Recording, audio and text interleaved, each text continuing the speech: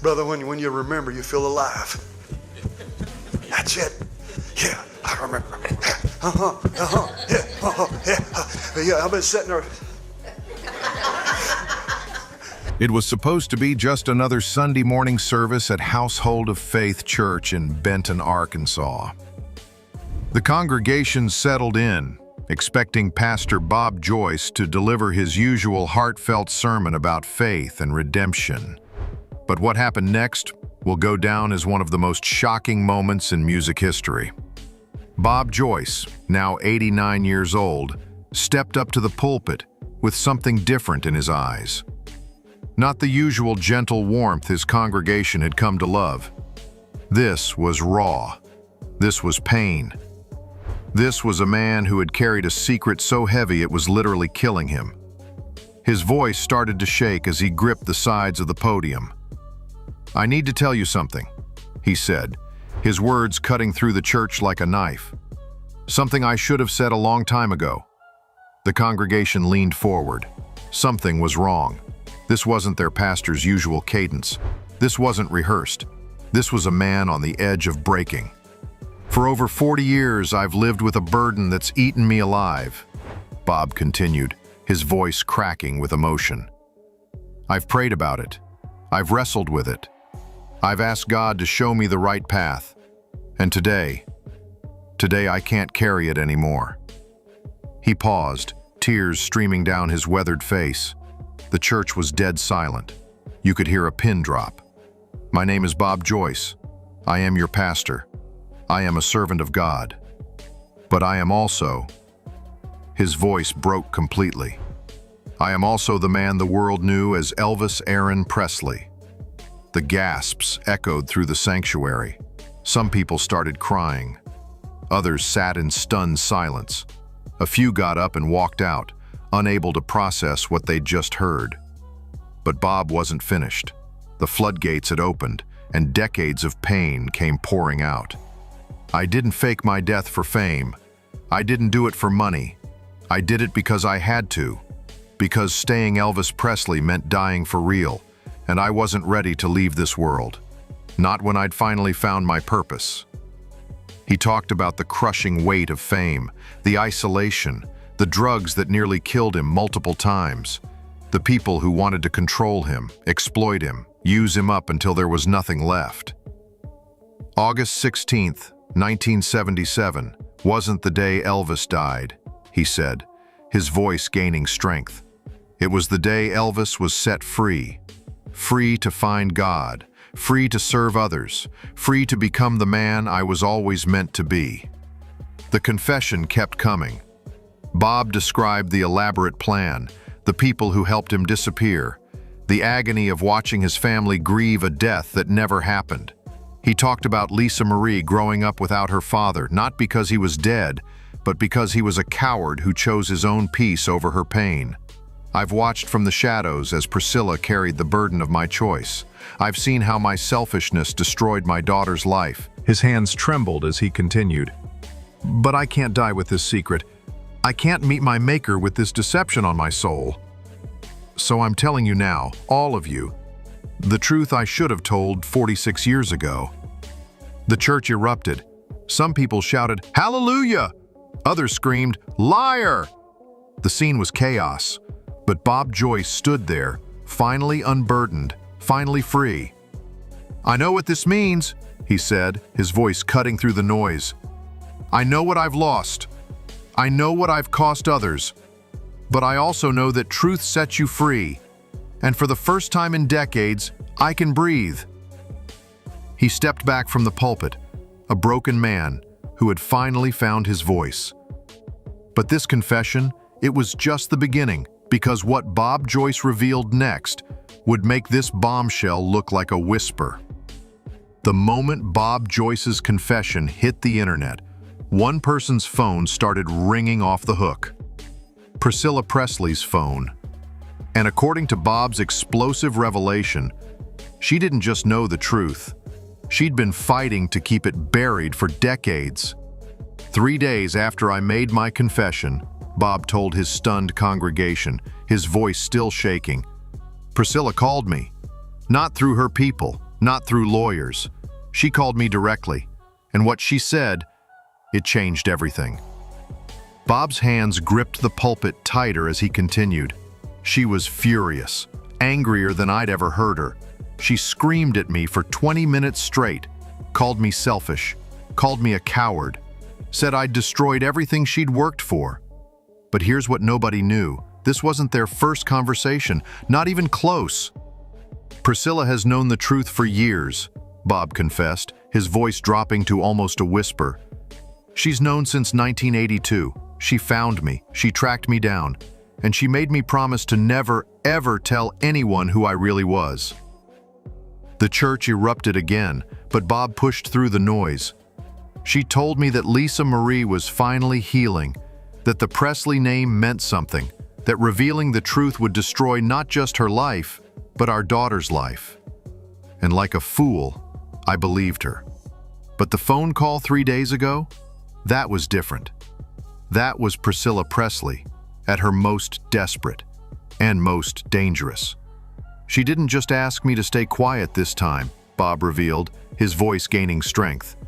She threatened me, said she'd destroy my church, my reputation, everything I'd built as Bob Joyce. She said she had lawyers ready to prove I was a fraud, a con man taking advantage of grieving Elvis fans. The irony wasn't lost on anyone. Priscilla was threatening to destroy Bob Joyce by claiming he wasn't Elvis Presley, when she knew damn well he was. But that's not the worst part, Bob continued, his voice cracking again. Bob's confession revealed the devastating truth about Priscilla's public statements over the years. Every time she dismissed the Bob Joyce rumors, every time she said people needed to let Elvis rest, she wasn't protecting his memory. She was protecting her own secrets. Priscilla built an empire on my death, Bob said, his voice filled with decades of suppressed anger. Graceland, the merchandising, the movies, the books, all of it was built on the story of Elvis dying young, dying tragic, dying a victim of his own success. But if Elvis didn't die, if he chose to disappear, if he abandoned his family to find God, that story crumbles. And with it, everything Priscilla had built. She begged me to recant, Bob revealed. Offered me money, offered to set up a fund for my church, said she'd make sure I was taken care of for the rest of my life if I just say it was all a lie, that I was confused, that I was seeking attention. The manipulation was breathtaking. Priscilla wasn't just asking Bob to stay quiet. She was asking him to destroy his own credibility, his own reputation, to protect hers. But I couldn't do it anymore, Bob said, his voice breaking with emotion. I couldn't let Lisa Marie's memory be tainted by lies. I couldn't let my daughter think her father was a drug-addicted failure when the truth was so much more complicated. The final blow came when Bob revealed what Priscilla said at the end of that devastating phone call. She told me that if I didn't fix this, if I didn't make it go away, she'd make sure the world knew what kind of father I really was, what kind of man abandons his family to play preacher. Priscilla Presley, the woman who'd spent decades as the grieving widow, the devoted keeper of Elvis's flame, was now threatening to destroy the man she once loved to protect the lie she'd helped create. But Bob Joyce wasn't backing down. Not this time. I told her the truth was out now, that I was done being her prisoner, done being afraid of what people would think. The war between Bob Joyce and Priscilla Presley had begun, and what came next would shock the world even more than his confession. After decades of silence, after years of carrying the weight of a secret that nearly destroyed him, Bob Joyce was finally ready to tell the whole truth. Not just who he was, but why Elvis Presley had to die. And the reason? It's darker than anyone could have imagined. People think I faked my death because I was tired of being famous, Bob said, his voice steady now, strengthened by the burden finally lifting. They think it was about the pressure, the drugs, the lifestyle. But that's not the truth. The truth is I was going to be killed, for real this time. The church fell silent again. This wasn't about escaping fame anymore. This was about escaping death. By 1977, I owed the wrong people too much money, Bob continued, his hands gripping the pulpit. Not just gambling debts, not just the colonel's schemes. I'm talking about dangerous people. People who didn't care if I was the king of rock and roll. They cared about the millions of dollars I couldn't pay back. Bob's confession revealed a side of Elvis's final years that nobody knew. The drugs weren't just about numbing the pain of fame. They were about numbing the terror of knowing that every day could be his last. I was getting death threats daily. My phones were tapped. People were following Lisa Marie to school, following Priscilla to the grocery store. They weren't just coming after me. They were coming after my family. The desperation in Bob's voice was palpable. This wasn't a man who chose to abandon his family. This was a man who was trying to save them. Dr. Nick knew. He was the one who came up with the plan. He said the only way to keep everyone safe was to make Elvis Presley disappear permanently. Not just hide, disappear. And the only way to do that was to die. But here's the part that makes it even more tragic. The plan wasn't just Bob's idea, it was a family decision. Priscilla knew, Bob revealed, his voice cracking with emotion. She knew about the threats. She knew about the debt. She knew that if Elvis stayed alive, none of us would be safe. She agreed to the plan. She helped plan my funeral. The betrayal wasn't Bob abandoning his family. It was Priscilla later pretending she'd been abandoned. We agreed I'd stay dead for 5 years, long enough for the heat to die down, for the debts to be written off, for the dangerous people to move on to other targets. Then I'd come back. We'd reunite the family. We'd start over somewhere safe. But 5 years turned into 10. 10 turned into 20. And before Bob knew it, he'd been dead longer than he'd been alive. Every year I'd call Priscilla. Every year she'd say it wasn't safe yet, that Lisa Marie was doing well, that revealing the truth would only hurt her, that the Presley estate needed more time to stabilize. What Bob didn't realize was that Priscilla had found something she'd never had when Elvis was alive. Control. Complete, total control over his legacy, his money, his story. She'd built an empire on my death, Bob said, his voice filled with decades of suppressed rage. And she wasn't about to let me come back and destroy it. The most heartbreaking part of Bob's confession wasn't about the money or the fame. It was about Lisa Marie. My daughter died thinking I was a failure, thinking I was weak, thinking I chose drugs over her love. She spent her whole life trying to live up to a ghost, trying to honor a father she thought had abandoned her for his addictions. Bob's voice broke completely as he continued. Lisa Marie struggled with drugs her whole life because she thought it was in her DNA. She thought she was destined to fail because her father did. She died carrying shame that wasn't hers to carry. But the final revelation was the most shocking of all. I tried to tell her, Bob whispered, tears streaming down his face. In 2020, I reached out to Lisa Marie directly. I told her who I was. I told her I was her father. I told her I was alive and I was sorry.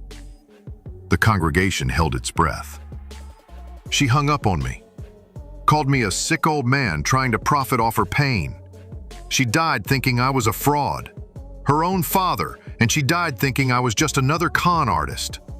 Bob's confession revealed the ultimate tragedy, a father who faked his death to save his family, only to lose them forever because of that choice. I became Bob Joyce because Elvis Presley was a dead man walking. But in saving Elvis, I killed the father Lisa Marie needed. I killed the husband Priscilla deserved. I killed the man I was supposed to be. The weight of 46 years of regret, guilt, and lost love crashed down on Bob Joyce as he stood before his congregation, finally free to tell the truth, but too late to save the people he'd destroyed trying to protect. I'm telling you this now because I'm dying, Bob said, his voice barely audible. The doctors say I have months, maybe weeks, and I can't meet my maker carrying this lie. I can't face Lisa Marie in heaven knowing she died hating a father who never stopped loving her. The truth was finally out. But the cost of that truth, it was everything Bob Joyce had left to lose. The moment Bob Joyce's full confession hit the airwaves, the world exploded. This wasn't just a celebrity rumor anymore, this was a dying man's final testimony. And the ripple effects are tearing through Memphis, Graceland, and what's left of the Presley legacy like a hurricane. Within hours of the confession going viral, Priscilla Presley's legal team issued an emergency statement. But here's what shocked everyone. They didn't deny Bob's claims. Instead, they threatened him with defamation lawsuits, demanded he retract his statements, and warned that further revelations would result in severe legal consequences. Why would you threaten someone for lying unless they were telling the truth? The Presley estate went into full damage control mode. Trading was suspended on Elvis-related merchandise. Tours of Graceland were temporarily halted. Licensing deals worth millions of dollars were suddenly in jeopardy. Because if Elvis didn't die in 1977, if he chose to abandon his family, then the entire foundation of the Presley empire crumbles.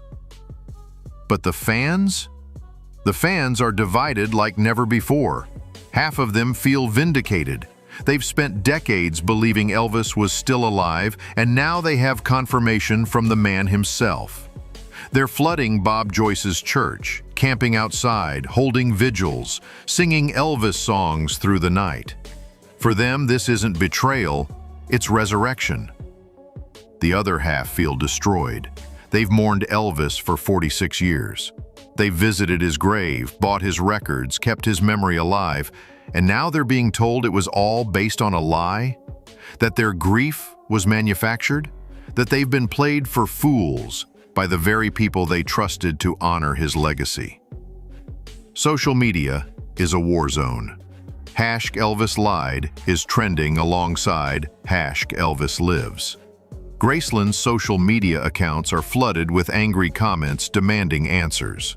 Priscilla Presley's Instagram has been shut down after receiving thousands of messages calling her a fraud, a liar, a manipulator who built her fortune on deception. But the most heartbreaking response? It's coming from Lisa Marie's friends and family. They're revealing that Lisa Marie had confided in them about the strange phone call in 2020, about an old man claiming to be her father, about how it had sent her into a spiral of depression and drug use because part of her wondered if it could be true. Lisa Marie died questioning everything, one close friend revealed. She spent her last years wondering if her father had really abandoned her, if he was out there somewhere, watching her struggle and choosing not to help. The guilt is eating Bob Joyce alive, but he's not backing down. In a follow-up statement from his hospital bed, because yes, the 89-year-old man is now hospitalized from the stress of his confession, Bob issued a final plea. "I know I've destroyed lives. I know I've shattered dreams. I know I've broken hearts that were already broken. But I couldn't die with this lie on my soul.